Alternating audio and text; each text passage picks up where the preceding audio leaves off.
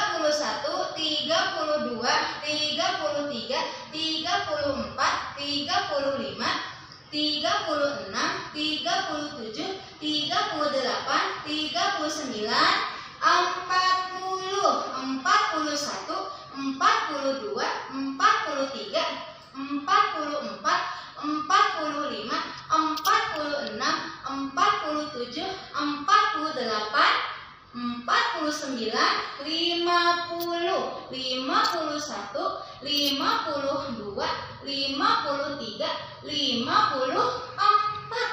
Nah, teman-teman jangan lupa tulis kembali balok yang dibutuhkan oleh teman-teman. Nah, kalau Bu Aan tadi sudah berapa?